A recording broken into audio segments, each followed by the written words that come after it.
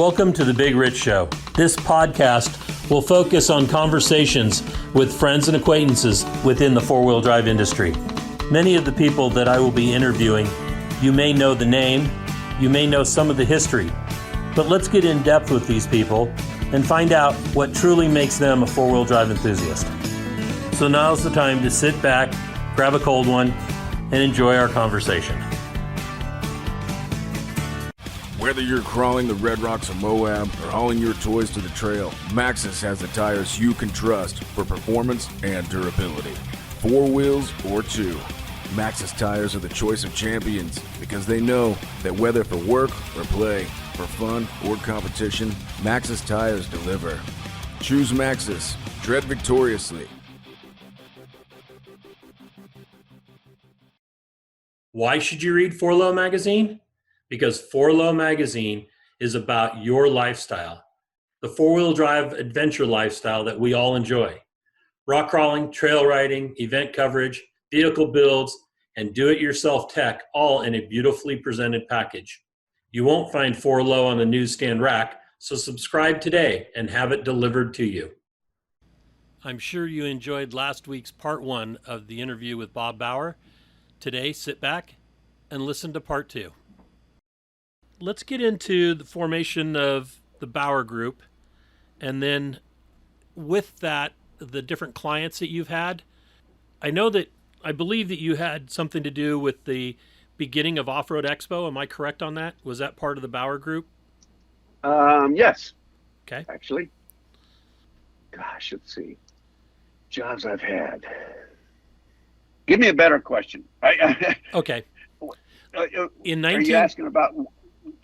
In 1994, when you started the Bauer Group, right, which is for people that don't know, it's a marketing, and I would say it's probably a marketing and information business to help racers. Is that correct? No. No? No. The reason the Bauer Group was formed was because I was no longer employed by B.F. Goodrich. Okay. And I'm not a genius, I promise you that, but I was in business. I wanted to go in business, and what I wanted to do, the whole reason I even left the company was I didn't leave mad at all. I have a son, and in his early years, as a little young boy, I used to give my son the dad talk about, you can be anything you want to be, Bobby. You can do anything you want to do. It's all up to you. It's a wide open world. You can do anything you want to do. But it's good, Bobby, if you think ahead a little bit and plan it out a little bit. I said, for example, I have a plan. And so I told him about my plan. I wanted, right from in my early 20s, I recognized that the professional sales was a profession. And I wanted to learn every bit about it I could, because eventually, in my plan was in my 40s, I wanted to become a teacher of it because I had such a respect for it. And I did take jobs in my lifetime that kind of led me to experience a variety of sales methods or styles. As an example, one of my early jobs, mid-60s, was with a company called John T. Reitz. Well, they were a rep firm that would represent manufacturers and carry in their briefcase 5 or 6 manufacturers, and we would go into an aerospace company like TRW and say, I have snap action switches, I have knobs, I have circuit boards, I have this, you rep it. Well, that was one way of selling, where it's all done by purchase order and long-term negotiation. Then I went and took a job with a photocopier company. They made photocopiers. And that was, the whole scheme behind that was you take a photocopier out of the back of your company car, wheel it into an office building, hard sell it, and come out with just the cart. Sell the machine off the cart. So it was hard close, wham, bam, thank you, ma'am, get out of my way, I'm selling you a machine. Totally different. So like a fuller brush on the first one, and then the vacuum cleaner salesman on the second one. or worse. Or worse. But then I wanted to learn, how do you sell something that doesn't come in a box? Right. It isn't a part, an intangible.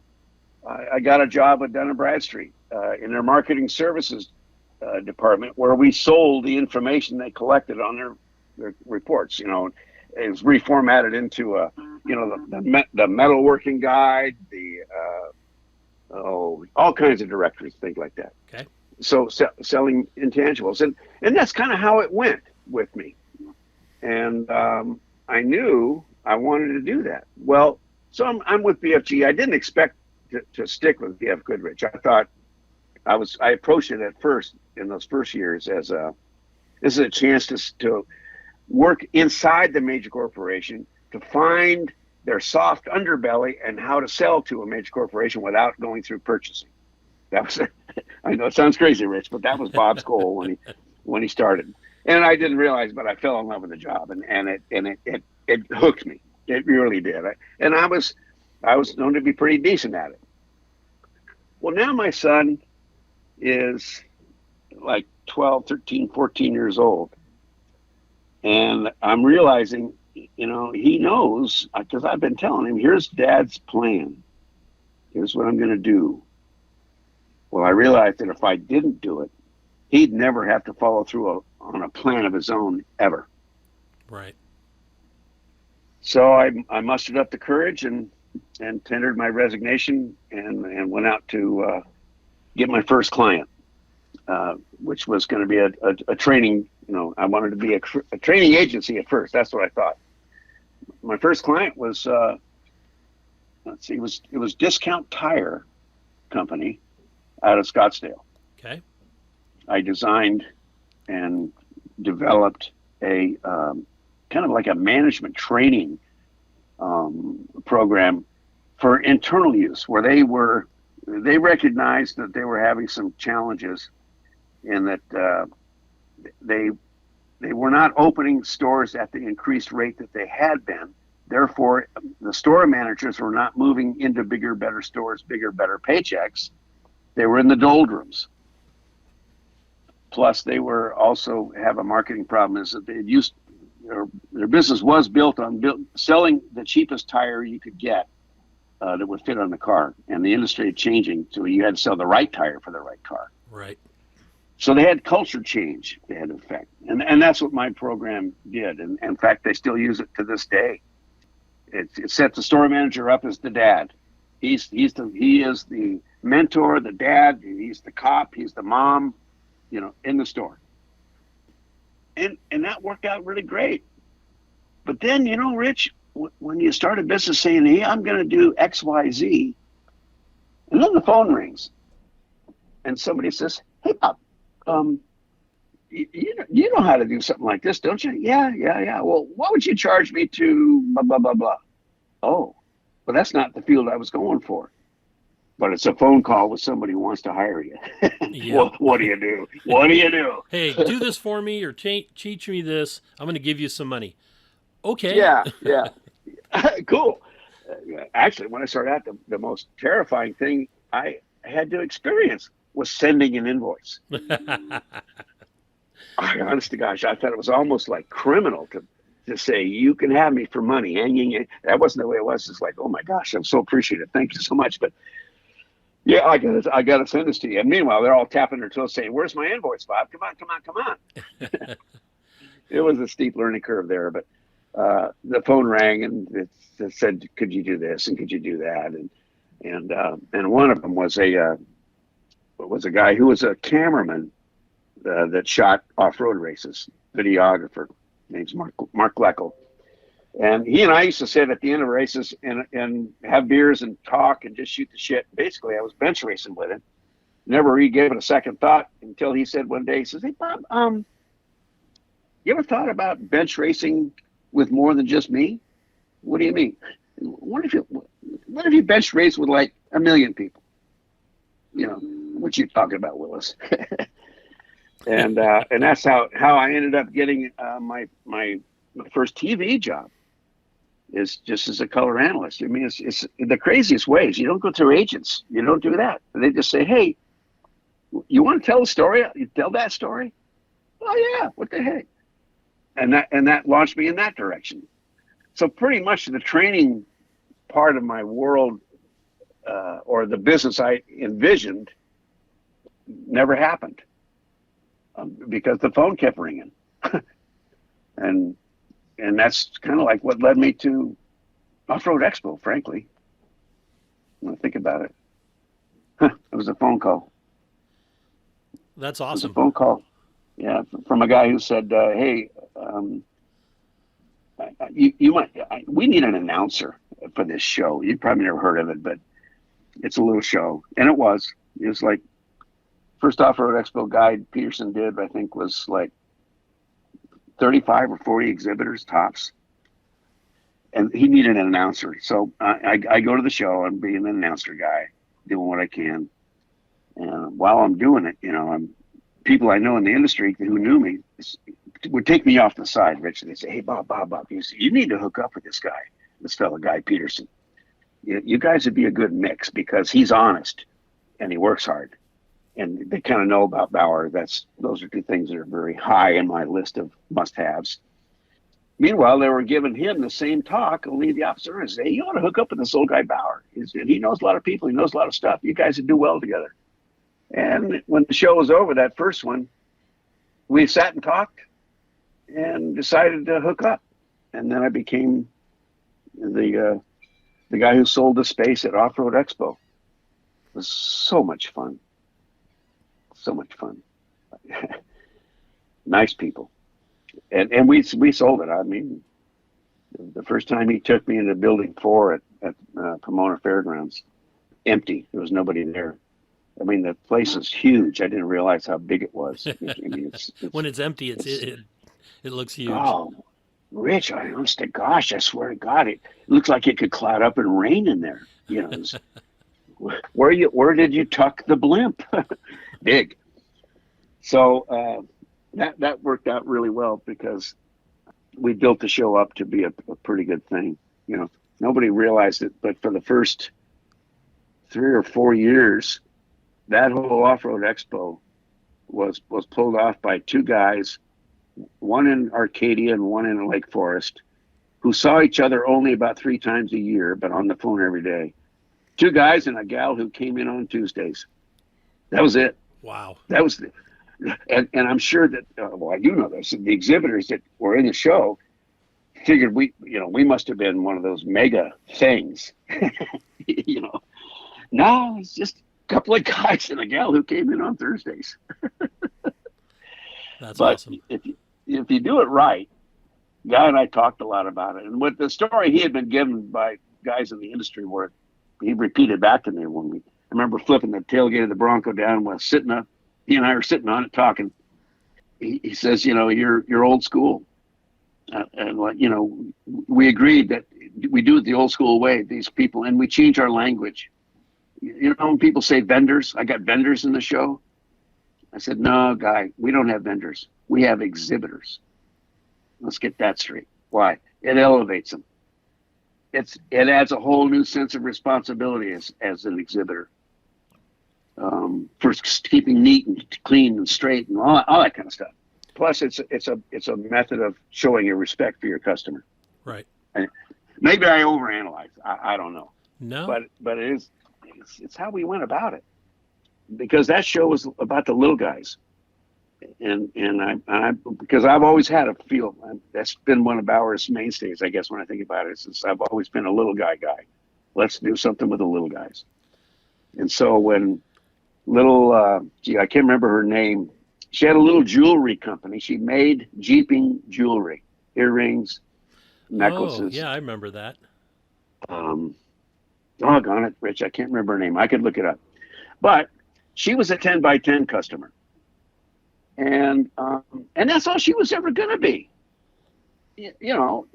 She was a 10 by 10 customer, and to have her in something larger would have wasted her money. Wouldn't have been fair. But I always believed that, your customer is your customer. So I created for Off-Road Expo a seniority system where your seniority earned you a point every show you did. And we would open up spaces for reservations based on seniority. So if you have the most seniority points, you get to go first and pick your place.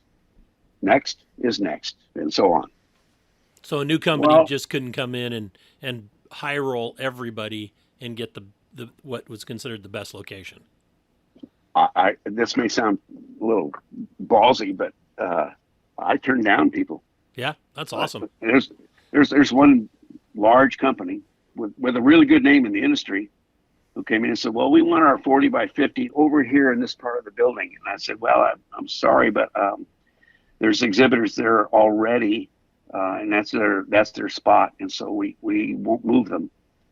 Well, but I'm going to buy this big and get them out of there. I'm buying the space. Well, no, I'm sorry to say you're not.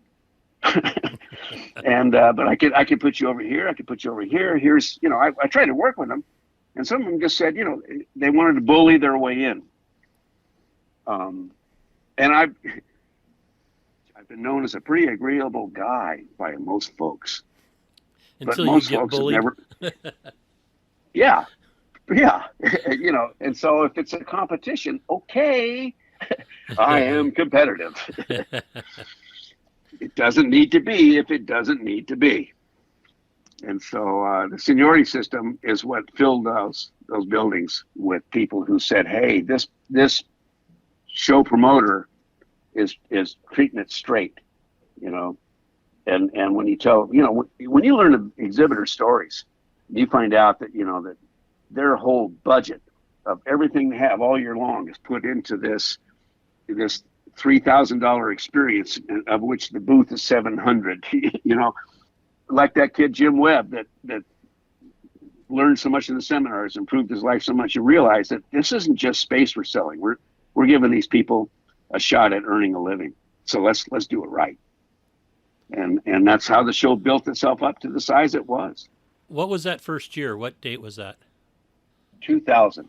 2000. Okay. Yeah, and then in 2001 is when, that's when my sales took over, and that's when we started building the show. It went from a little show to that big show in Hall 4, 5, and 6. And I'll tell you, I must confess, I was intimidated as heck when I saw the space I had to fill. but I just went right at it. I didn't make it easy to buy, Rich. I may have even had this conversation with you at one point if you have exhibited in the show. I can't remember all these things, but people will call and say, I think I want to get in the Off-Road Expo. And instead of getting what they expected to hear, which is sure bet, I'll sign you up, I'd say, well, why? Why do you want to get in the show? And my strategy was simple. How could I ever ask an exhibitor after the show if it was a success, unless we penciled out exactly what a success was to them before the show? And so to do that, I had to put them through a little interview process until they answer some questions for themselves. Right. How will you measure what you're doing? And it also gave you a chance to help them out a little bit with some tips. Some people need a little bit of extra tips. I remember one company, who shall remain nameless, invited me to lunch at Denny's. He and his wife had a little company, and they want to meet me and have lunch with me at Denny's. Okay, good. And so they said, Bob, we want to get in your show, but it's a lot of money. So and I remember he pushed $550 across the table to me, and he said, with all the gravity you could imagine, Rich, listen. He says, this is a lot of money, so please take care of this. So I did. I said, well, here's the first thing you're going to want to do. Print something that you can pass out that has your name and your address and your phone number right on it. Buy shirts with collars. Yeah, and wear a nice shirt. Brush your teeth.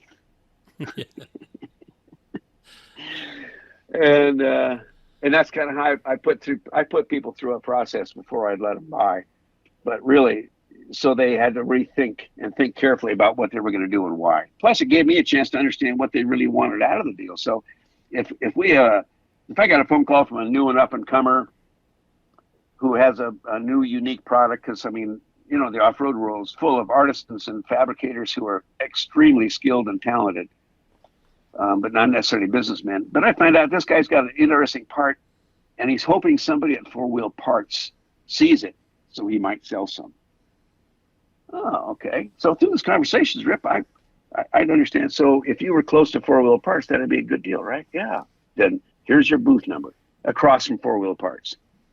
So they weren't really selling to the attendees at Off-Road Expo. They were selling to the other exhibitors. Right. But, you know, if you listen long enough, you find out you can help people just by thinking it through a little. And that's what we did with Off-Road Expo, was we made it easy for them to be in the show and successful in their minds. That's as much Off-Road Expo story as I can cough up. Okay. Our first time having a meaningful conversation is the first time I remember talking to you. I know we had probably met somewhere else, and I don't know where, but can I guess? Is this the window net conversation? Oh yeah, that's the conversation. Yep. I haven't forgotten it either. I don't know what year it was. I think it was probably somewhere around 2003 or 4 at Off-Road Expo. My goodness. Because that's I started Cal Rocks in 01. 02 was the first season. Then I took over Vora from Ed Robinson in 2003. So I had, or the end of 2002. So I had 2, 3, 4, and 5, and then I let Vora go, and then we changed to We Rock. But I had a conversation with you. You can't, you know, I don't know how we ended up talking, but you came to me and said, you know, you're the one in rock sports that needs to bring the rules in so people are safe. Yeah, and because when we started, we had no safety. I mean, I am so shocked that we didn't have fatalities in those early events. You know, a seat belt was all you needed. No helmets, no fire suits, T-shirts and shorts and flip-flops. You know, guys wearing sandals or going barefoot. You know, it was crazy in those early days.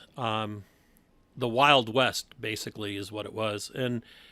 And you came to me and said, you know, you got to do this. And I told you, I said, Bob, you know, if I do it as an organization and put all these rules in like off-road racing has, I won't get any drivers because they can go over to the other organizations where there are no rules and they don't have to spend the extra money for safety. And you said, you, Rich, have to do it. You kept telling me I had to do it. And as a leadership step. Right. And so I did, but I used situations to make changes. The first thing I did is, as I went and talked to a vice president somewhere of Anheuser-Busch, Budweiser. And I said, hey, I really want you guys to get behind our sport because our sport is absolutely your demographic. You know, it's the beer drinking, redneck, you know, cheering from the sidelines. You know, we are those people. We've just created a sport where we're doing it. Right. And so they looked at the presentation and they said, you're not professional enough.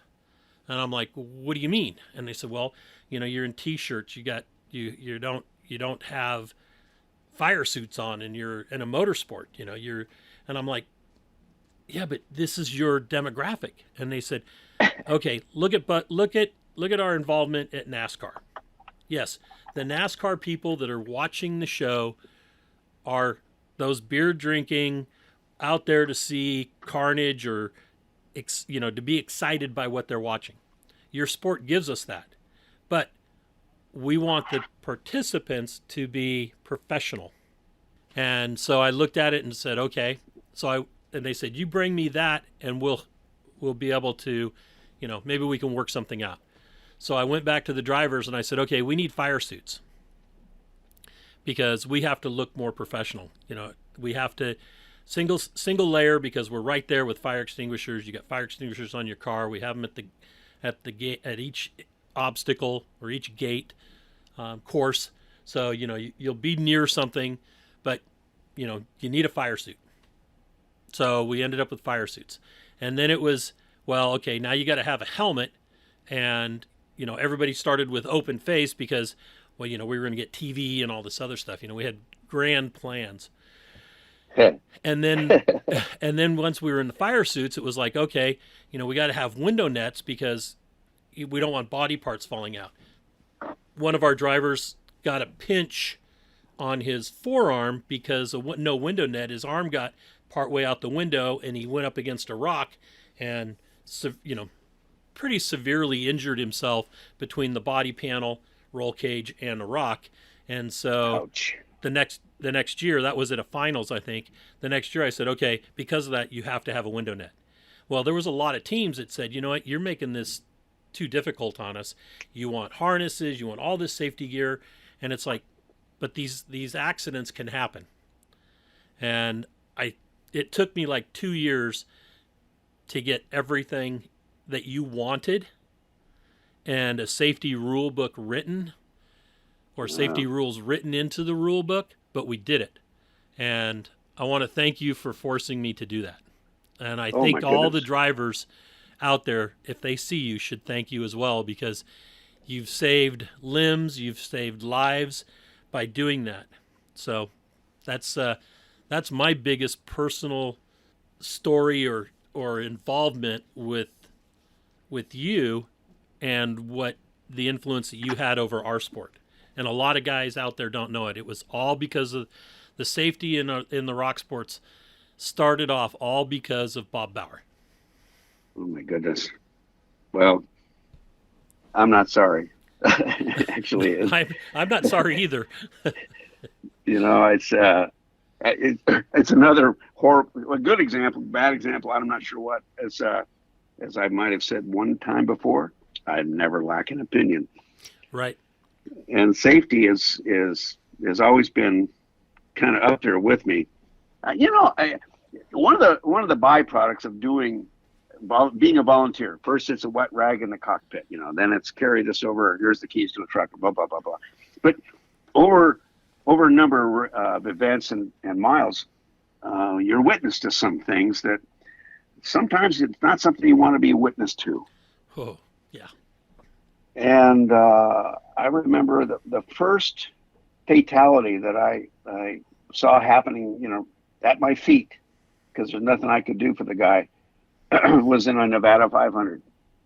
And he was in a Class 2 car and probably shouldn't have been there because he was well-nourished.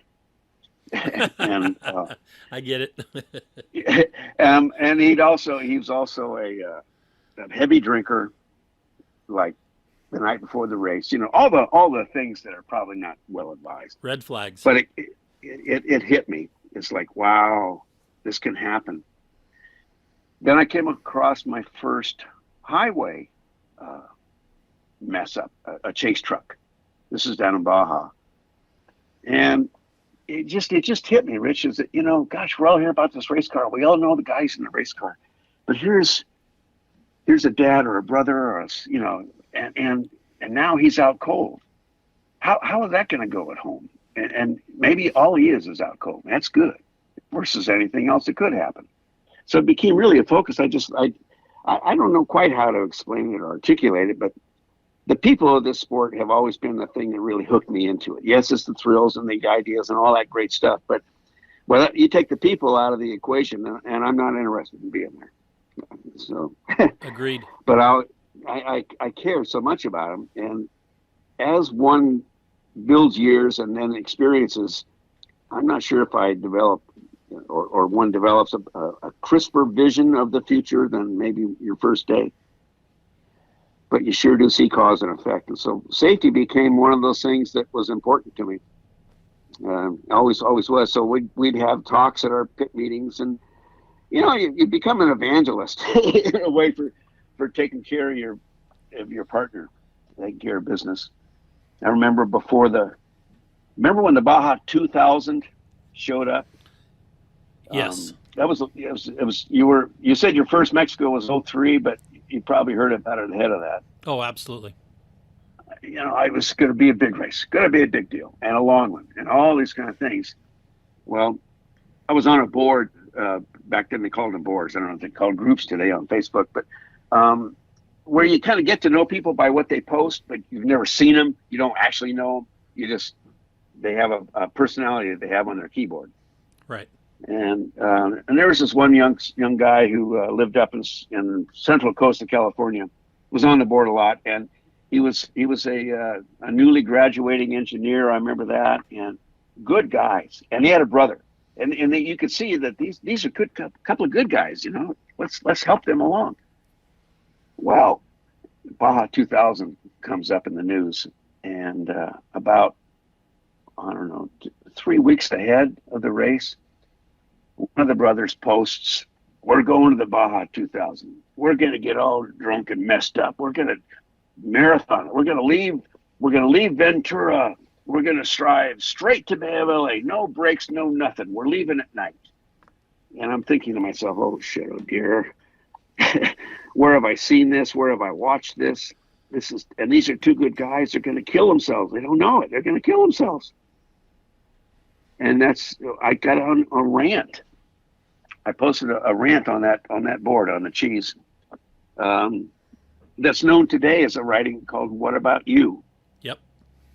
And basically it just described in no BS terms what could happen, what should happen, and what you get if you do it right. I don't know, maybe I'm minimizing it, but when you said that talk you and I had this ripple effect of benefits to the rock world, that same writing has, it must be, well, I know it matters to a lot of folks, because every year before the Baja 1000, every year for the last 20 years, Rich,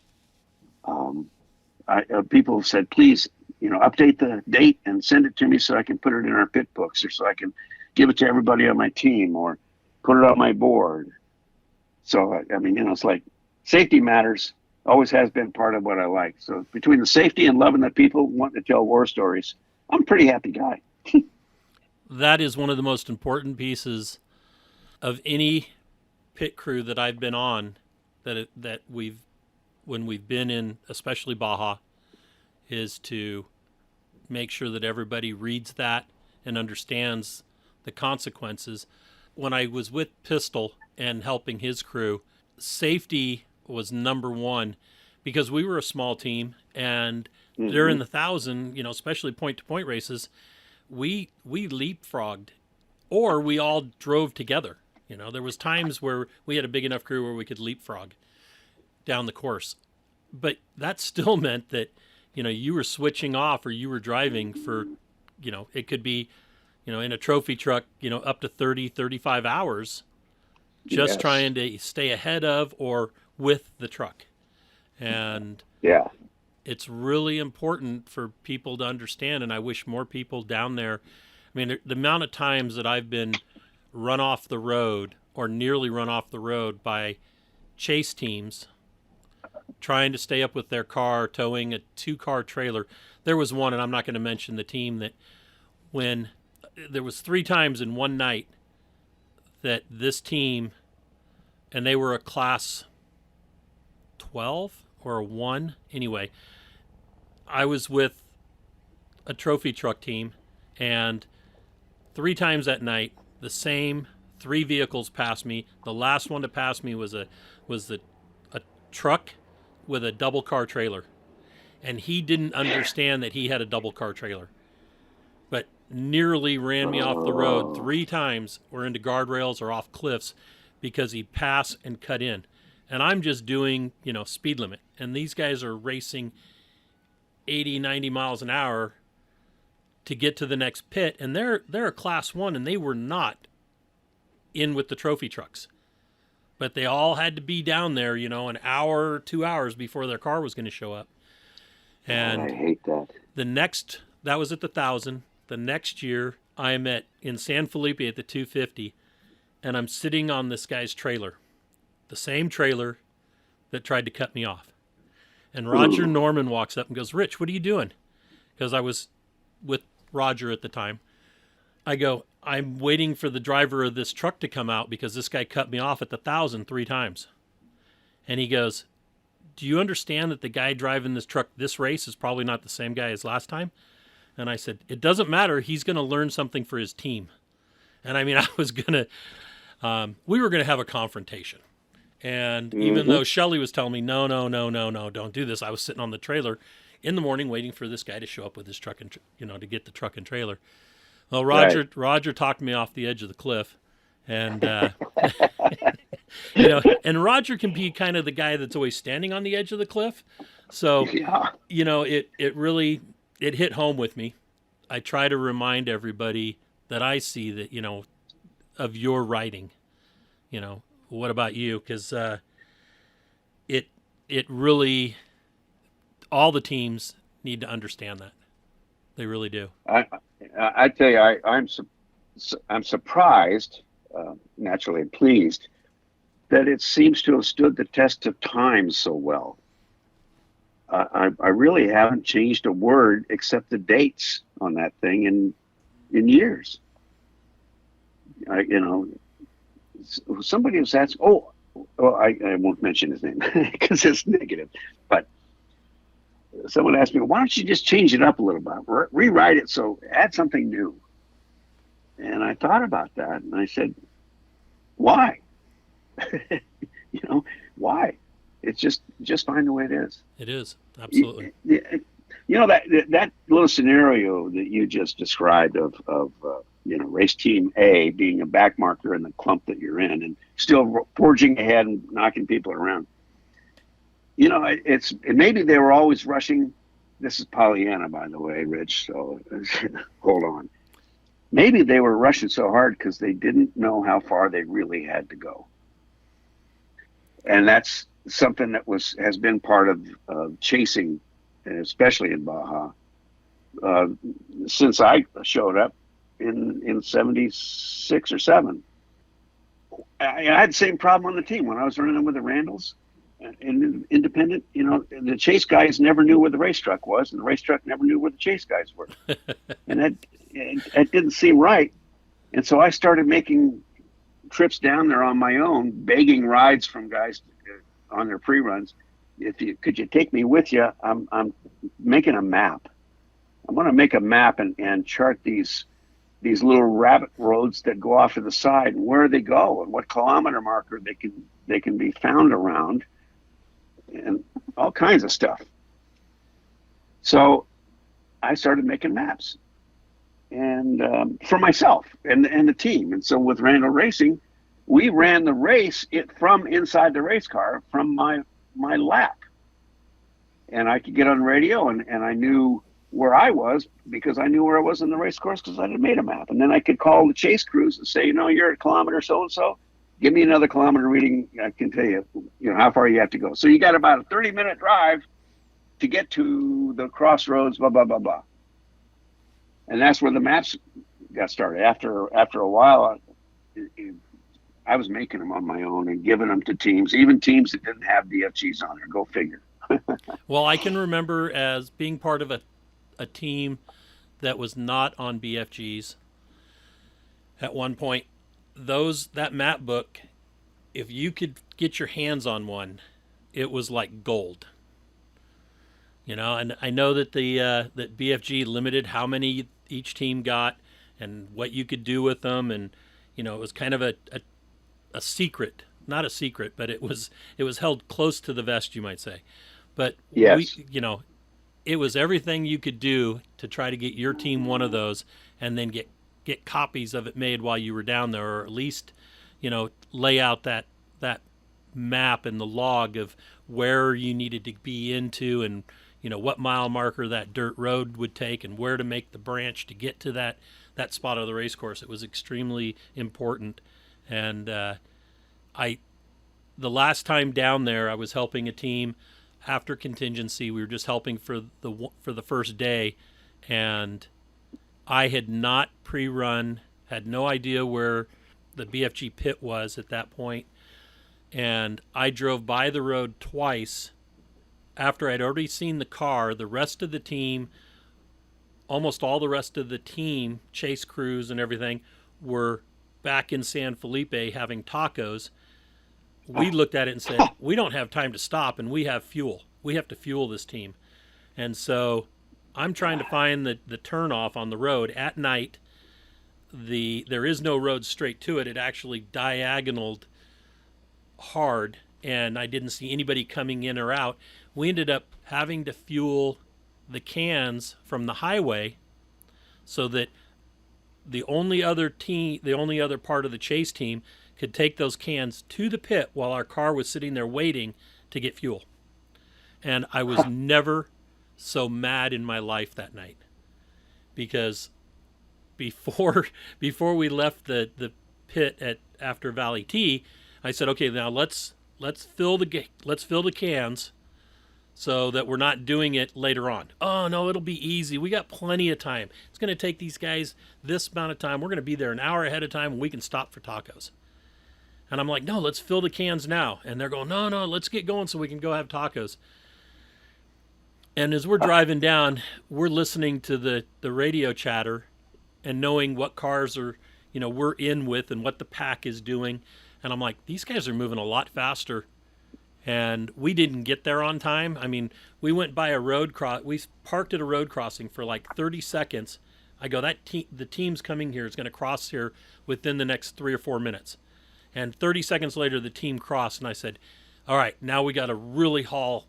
And if I could have found the turnoff the first time, we would have been there.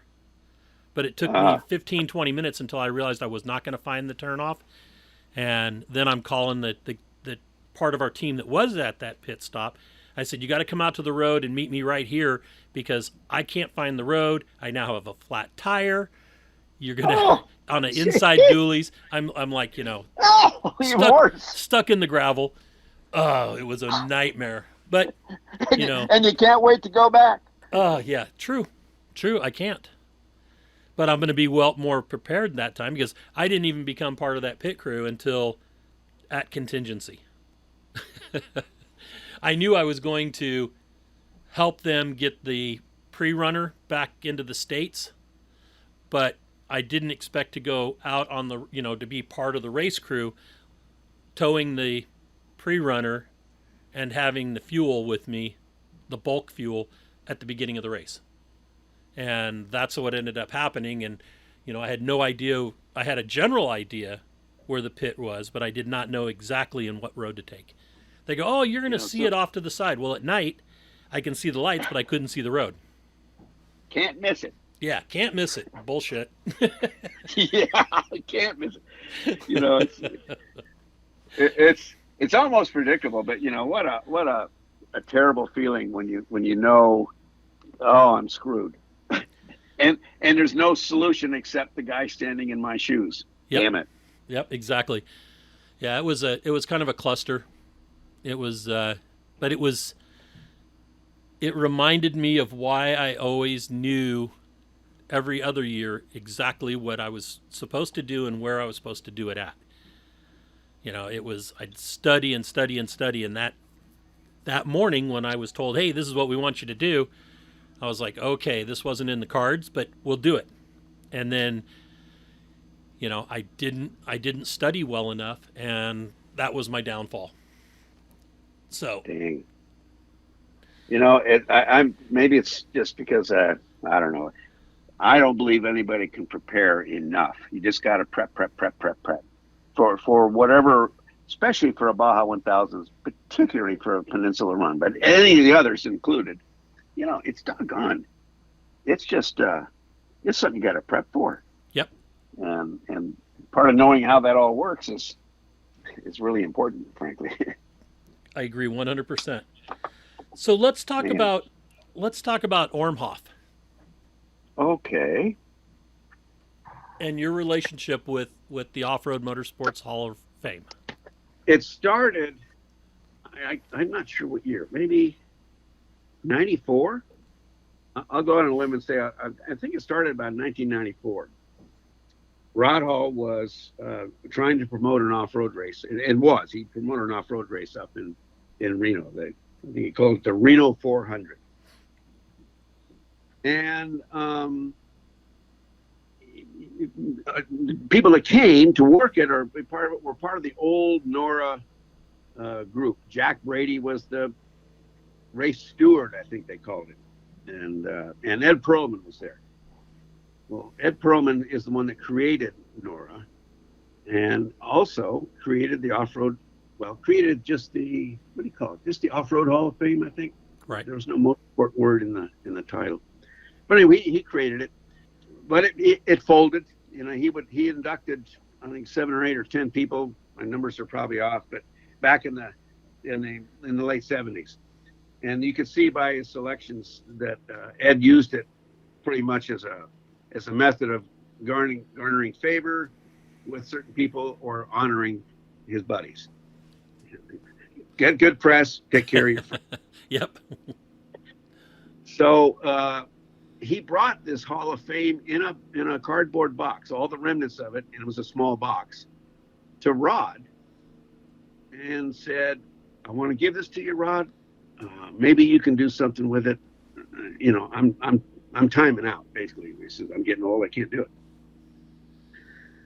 So Rod put the box in the house and gave it some thought. And Rod called me up and explained, you know, he has this thing, and he said he'd like to get something done. Every legitimate sport, I remember Rod saying this many times, every legitimate sport in the world, frankly, has a Hall of Fame. And off-road racing does not. He said, I want to change that, but. And then Rod's self-deprecating style said, "I'm not smart enough to do that." And you've been around Rod. And what he's really saying is, "I'm a wizard and I know it." So he asked me if I would be willing to jump in on this project and help bring it along. And I did, because I really believed it also, that geez, you know, this Hall of Fame idea that started in '78 with Ed Perlman lasted for about 3 or 4 years, and then went away. And here we were, I don't know, 10, 15 years later, and it had just sat in the box. But we'd had all that amazing accomplishment happen in the sport in the time it was dormant, and it was, those people weren't getting recognized. And so that was what really motivated Bauer to get involved. Is, you know, we have to help the next generation of off-road fans feel and realize they have a heritage that they are a part of and can be proud of. And I don't care if you're wearing a black everything with a flat bill clocked at 2 o'clock hat. You know, and you got tats and you've got piercings and rings and things like that. I do not care. I don't care. It doesn't matter. You're an off-roader. You got it just as bad as I do. You just don't know it. So I wanted to help legitimize that, and so I did a little bit of work in it. I wrote out the structure and the criteria and everything for nomination or for membership and different categories. I remember frankly thinking of you. Rock crawling was not particularly old at that time. It was still pretty much emerging, as I recall. Yep. And this is in mid 90s. But I wanted to put a rock crawling category in there, even though I knew the rest of the criteria said must have been something for 15 years minimum. And I said, well, rock crawling is not 15 years old. And then I said the word that really mattered, yet, because I had faith that this is going to go. This is a good thing, you know. And you were doing it very well. I mean, a lot of my judgment was based on what you did, Rich, and the way you did it. Wow, thanks. And I'm impressed and survived that you not only survived it and made a living at it, you got your next generation of Little Rich into the same damn thing. True So enough. that was a success in my eyes. But oh damn it, I lost my place here. We were talking about the Hall of Fame and the beginning of Yeah. it. Yeah, well, that's right. I remember putting the criteria in there on purpose, knowing that in time these people will now be eligible. And yeah, I wrote it out, and then we started visualizing it. Rod spent some money on with attorneys and accountants and things like that to get it incorporated as a nonprofit, legit deal. And we wanted it to be run legit. Created a board of directors, many of which had no off-road experience whatsoever, which was a smart thing to do, because then it didn't become an old boys club. But mostly, I think if I had to say, how it started was, I wrote the criteria for nomination, and it's tough, frankly. I don't know if you've ever seen the nomination form, but it's difficult because there's only 4 questions that get answered, and they're open-ended questions. And the 4th one is really sort of a catch-all, as if in anything else you'd like to say kind of question. And I'm very pleased with the result of that thinking that I applied, and just the ethic. I think that's a better word, Rich. The ethic I put in there. I did not want this to become an old boys club. Right. I did not want it to become or allow it to become something where someone says, hey, buddy, I like you a lot. Why don't we put you in the Hall of Fame, make you famous? I hate that. It's just my ethic, and it gets me in trouble sometimes, and it keeps me from doing some other things at other times. But you got to play it straight, or it doesn't mean anything, or you're making a mockery. I agree 100%. Oh, it's and I did a lot of volunteer work and leg work, and I ran it for a few years, and did the behind the scenes things, and I have an awful lot of my heart invested in the Off-Road Motorsports Hall of Fame. One of the things I did do, well, I will take credit for, is instead of the Off-Road Hall of Fame, Rod and I talked. I wanted it to be Off-Road Motorsports Hall of Fame. I didn't want it to be an Off-Road Racing Hall of Fame. Thank you. There's so much other methods of us doing things with what we own off of the pavement.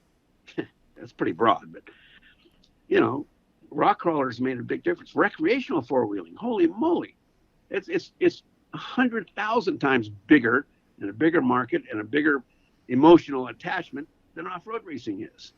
Right. Yep.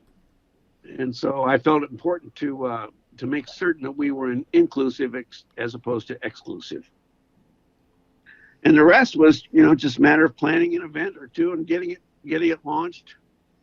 And I remember the first couple of, I don't remember how many I did, 4, 7, or 8 induction ceremonies. And it felt it was so right. But I had to exit for a lot of reasons, but most of which is that I knew my life was about to get really, really busy, and I couldn't. I just couldn't do what the Off-Road Motorsports Hall of Fame required to be done with the time that I had, and I had to kind of let go of it, which was, I still shake my head when I think about it. That was hard to do. That was like you opting out of the race car. Right. Knowing that, if I tried to keep my nose in this thing, it was going to be a mistake for them as well as me. So I departed. I can't remember what year it was, though. I don't remember what year. I really don't. But I had to walk away. And I think it was 2011 or 12, somewhere in there, 10, 11, 12. And it's done very well since. It's under great guidance now, and has been. And now there's funding, which is a little different than my situation when I was there. We didn't have postage money, much less the ability to build nice websites or archive footage, or some of the things that Ormhoff is doing today are so important to preserving the spirit and the essence of who this variety of people are. The inductees sometimes amaze me that they let people like that in, me included. It's because for me, and I said this to Barbara, and I'll say it to anybody who listens. It's just, I am quite sure that I do not belong up there on the wall with Bill Strop, who made such a difference in my life. Not like there was a plan, Rich, because you can't beat luck. True. But to have, for me to be on the wall with the likes of a Bill Strop or an Ivan Stewart or a Bob Ham, I'm intimidated by it. But the one thing that I know, having been in this industry now for quite a while, and not just as a promoter, but an enthusiast, and before that is, just being around the competitions and events and everything and just watching, and I guess a student of the study of what is happening, the awareness type thing, is that some of the people that almost all the people that you've brought into the world of off-road have made huge differences, whether it's with specific companies or just in general. Richard Winchester, Jeff Cummings, and those two guys back-to-back days, basically, and then, the relationship that you had with D'Angelo, that's, and with Rod Hall and everyone else, being able to calm Robbie Gordon down. There's not very many people that can say that, for one thing. But you have a great impact and I guess because I hear the same thing from people, on how I've impacted their life in the rock sports area, and I'm looking at them like, all I've done is put on an event. You still had to get there. You still had to get involved. You had to spend the money to be there.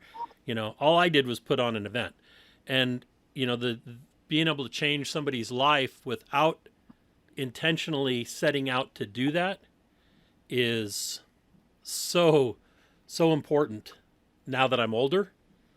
And I guess it's, that's kind of my legacy and your legacy and the legacy that a lot of us have that maybe didn't do this for the checkers and for holding the trophy, but just because we loved the people or loved the sport itself, whatever part of the sport of off-road that we were in. Yes. And even if it's, from recreational four-wheeling to high-end trophy truck racing to rock racing, or I'm not even certain of the terminologies today. But the fact is, it's all just about fun. Yep. And the people that do it are the funnest.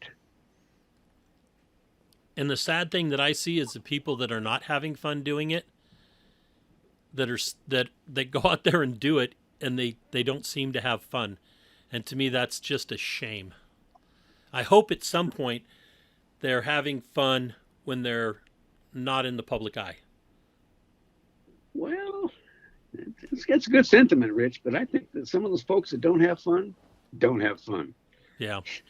And I have an opinion about that too. I bet that shocks you. is by my observation, a slew of those folks turn out to be the takers. They take something away that they want for themselves. And the other way that it seems to work out well for folks that seem to enjoy themselves a lot, those are the givers.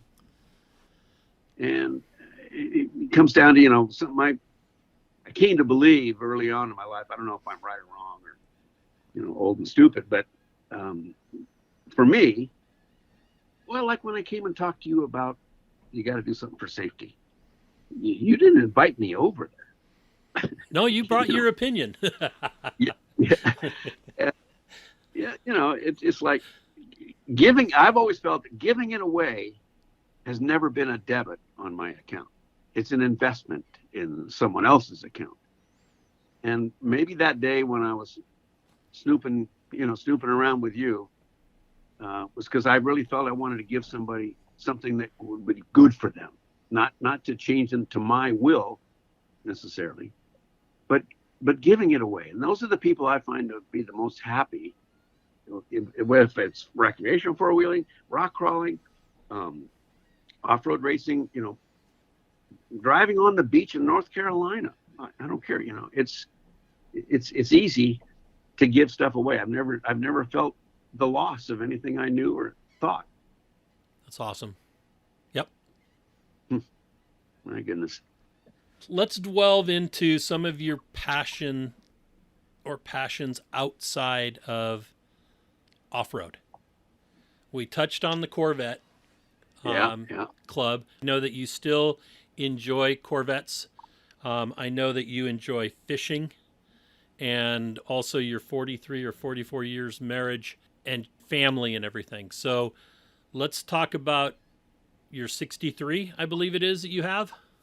Yes, it is. 63 split window, fuel injected coupe. God, it's a gorgeous car. Well, it goes back to the Van Nuys Boulevard, Rich. I'm driving my 1960 Corvette down Van Nuys Boulevard. I found this lot with these Corvette people. They said, wow, we're a club called Corvettes Unlimited. And we come here and this is our lot and all that. Well, I wasn't the only one down there chasing women. That's kind of what you did. But at that stage in your life, back in the 60s was where it was, it's sometimes it's an awful lot like the dog that chases the bus and barks at the tires. And then the bus stops. And the dog says, oh, geez, now what? Well, here we're cruising for women. And most of the time it's the same deal. When you linked onto one, it's like, uh-oh, now what? I haven't done that much of this,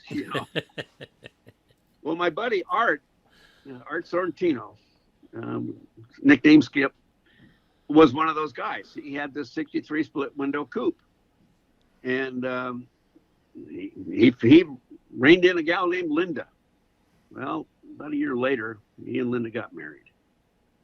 And then she waited about a year after that and said to Art, she says, Art, if you sell that car, you're going to make a little bit of money. But Art, I want to tell you, if you keep the car, it's going to cost you half of everything you own. Being a community property state, he was wizard enough to figure that out. So he calls me up and says, hey, Bob, he says, here's the story, blah, blah, blah, blah. I'll sell you the car if you want it. And he says, it's going to cost you $1,000, but I'll throw in 2 sets of Blue Streaks. That was our race tires. Right. So it took me about a month to find $1,000 because it's a ton of money today, but it's a tonner, back in those days. But I bought it for $1,000 and took it home.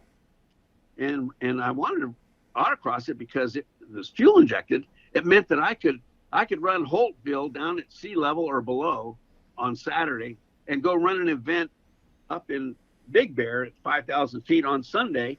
And I didn't have to mess with jets because the fuel injection compensated for all the air density things. That was a big deal. And the car's been with me ever since. I took it to Ohio with me. I brought it back. I'm lucky father too, because my son growing up saw it always in the garage, but never heard it ever because it was just sitting there vegging, kind of rotting. In fact, the brake cylinders on the brake cylinders were growing fuzz. It was that bad. So I'm a lucky dad in that he said, "Hey, Dad," he says, "why don't we bring that car back to life together?" Which we did. It took us about 2 years of doing it all on our own. No professional painters involved, just rattle can this and rattle can that. But we pretty much took it apart and put it back together, driveline wise, not the chassis. Runs like crazy when I drive it. I love that loud pedal. Gosh. And with 411s, things happen suddenly. Even better. No traction control, no power steering. No power steering. Well, it had the 1963 version of power steering, which is a steering wheel about the size of a bus wheel. Yep. It almost gets in the way when you're trying to look out the window. That's awesome. So let's talk a little bit about your fishing habit. How did that come about? Well, I guess I should get the qualifier out of the way. Fishing is where I hemorrhage money. Just kind of put that on the ladder there. It sounds crazy. I learned about fishing from my mom. Oh. Not my dad. Okay. My mom loved to fish. And as soon as I was probably safe or reliable to take out of the house, she took me fishing, and that grew and that grew and that grew. And so by the time I was a teenager, I already loved the idea of fishing. So when I came back from living in Ohio, when I relocated back to the Southern California area, I wanted to do more fishing. I mean, I'd already known some great spots, but so I started going back again on the 3/4 day boats, and some of them left the night before, and you fished all the day and came back the same night. Well, one Christmas, there's an envelope from my bride, a Christmas gift, and I opened it up, and it says, this is a 3-day trip on the vessel Amigo out of, I don't know if it was Dana Point or it was Dana Point.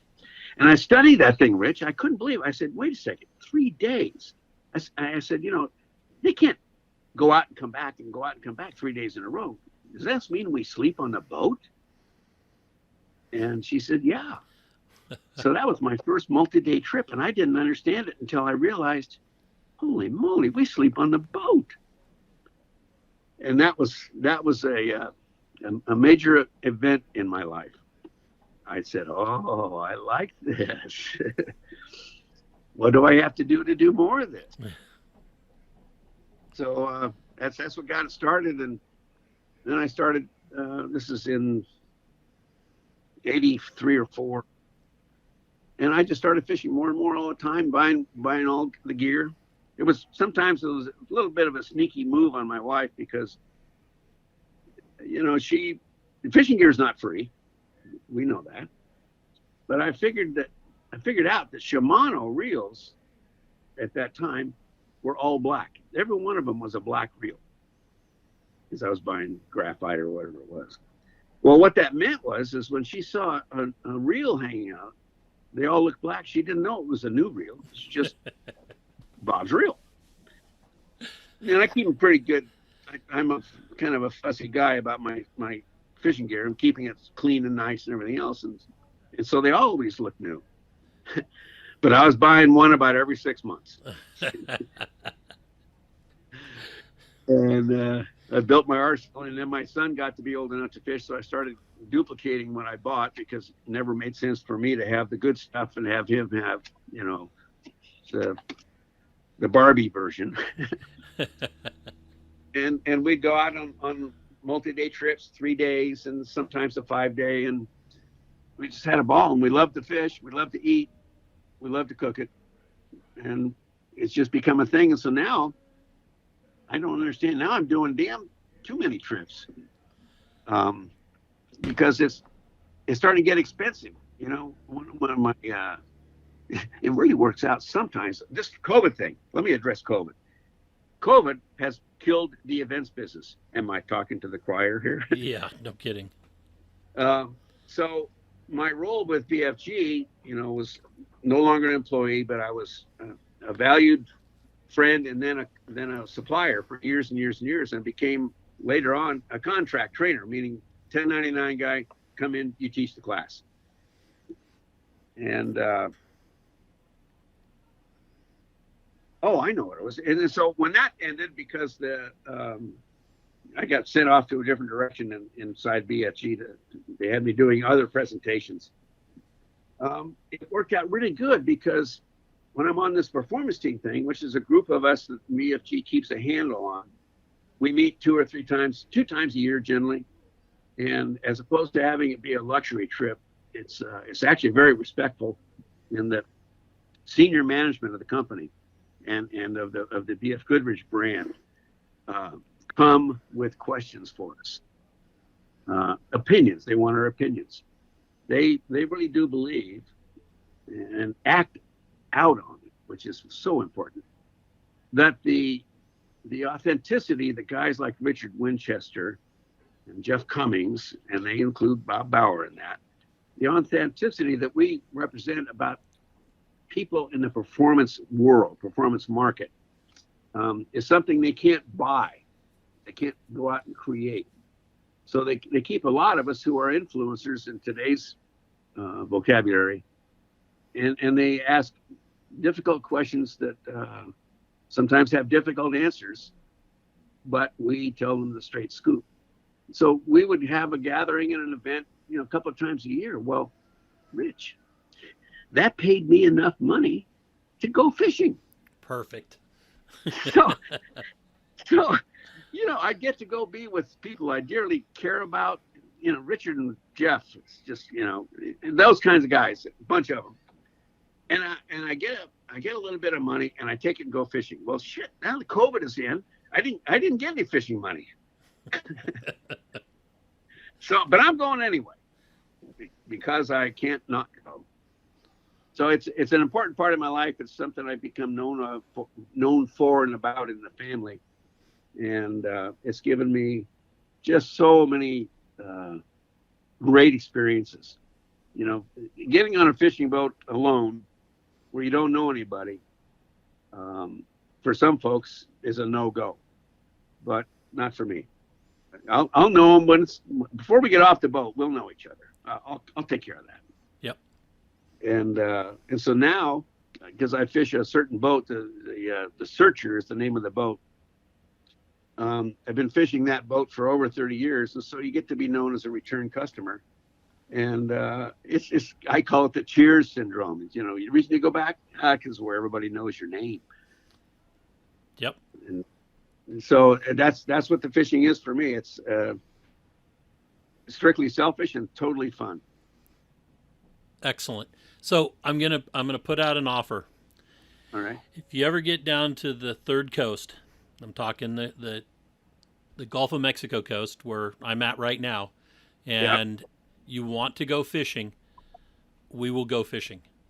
Now, it can't be during what I call the event season, which is that, March through September, because I'm too darn busy putting on events.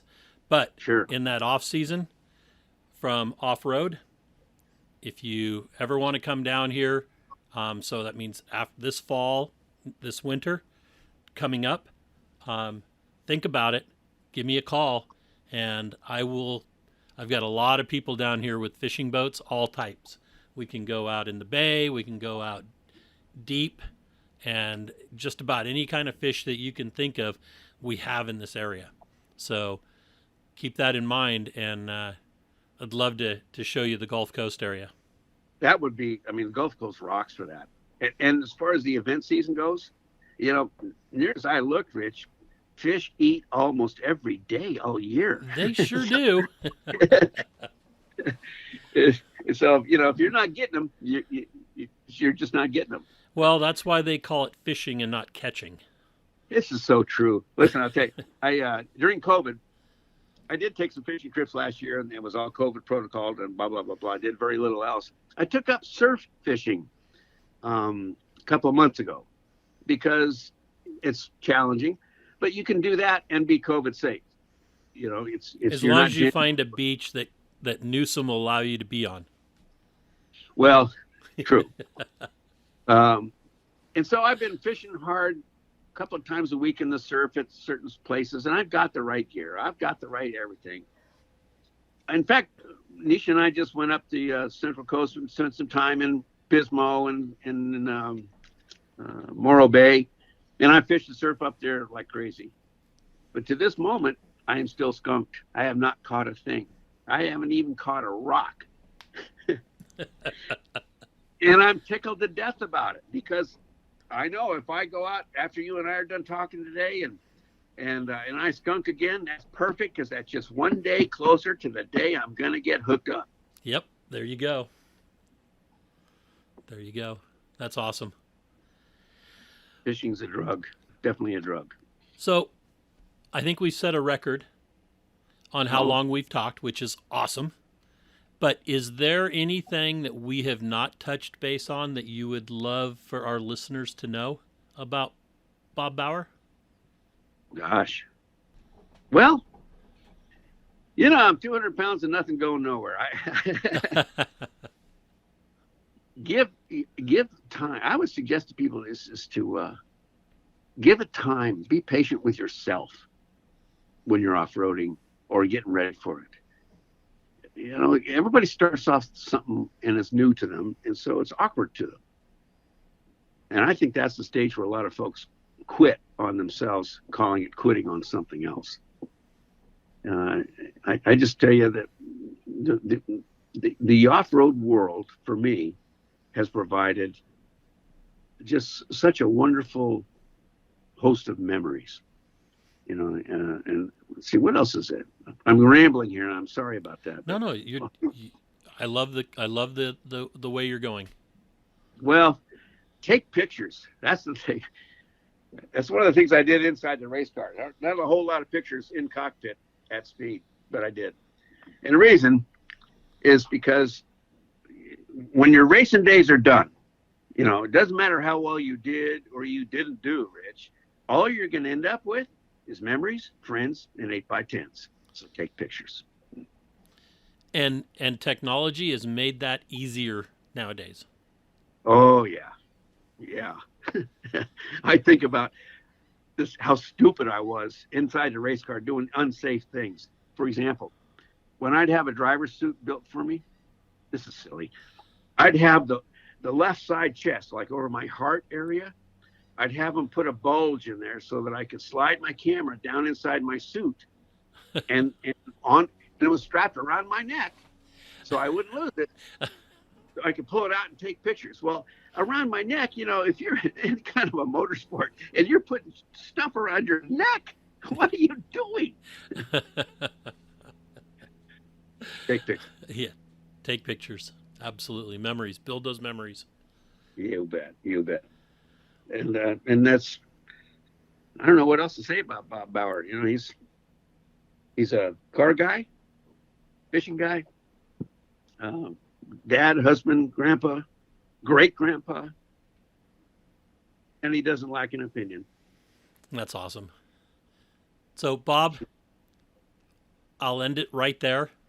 I'm going to say thank you so much for spending the time today discussing your life and your experiences off-road, and the stories that you've shared are phenomenal. I think that our listeners that didn't know anything about Bob Bauer do now after listening to this, and even some of those that know you will have learned more, I hope. That's the one thing there's only been one or two people that I've interviewed let's see, we just the last week or this week, yesterday, posted our 52nd interview. I've learned, and I've got probably 60 interviews that I've done, got a couple in the bank, you might say, and I've learned something from each person that I didn't know, even people that I considered extremely good friends where we spend a lot of time together. So these conversations are great for me. They're great for the listener, and I hope it was great for you. It was. I've never done this before, Rich. In that I've really never sat down and talked about me. Like I said when we were talking before the podcast, I said, I am my least favorite topic, but I don't know. Meanwhile, my mouth goes like a duck's butt, and here I are. We're 2 hours later, and you've got some edits to make, I guess. I don't know. It's awesome. It's great when you can sit down and talk with somebody and just feel at ease. And that's what I've learned my job is during these is, I'll share some of the things that have happened to me so that the listeners over the 52 episodes that they've listened to pick up a little bit more each time about me, but also get to learn about the person I'm interviewing. So it's been a great experience for me. And Bob, I just want to say thank you for the way you've impacted not only my life, but everybody in rock sports and everybody in off-road that you've touched. And that's a whole lot of people, whether you understand it or not. It's a whole lot of people. Well, I'm thankful, and I'm still one of the luckiest guys in the world out there. So, good luck to all the off-roaders. Be kind to one another. Have fun with it. I agree. So, Bob, thank you for spending the time today. It's my pleasure, Rich. Take care of yourself. Go to work. Yep. Work's one of those 4-letter words. I know. But so is life. So, Anyway, thank you, Bob. You're very welcome. We'll talk to you another time. Okay. Thank you. Bye-bye. Bye. If you enjoy these podcasts, please give us a rating. Share some feedback with us via Facebook or Instagram, and share our link among your friends who might be like-minded. Well, that brings this episode to an end. Hope you enjoyed it. We'll catch you next week with Conversations with Big Rich. Thank you very much.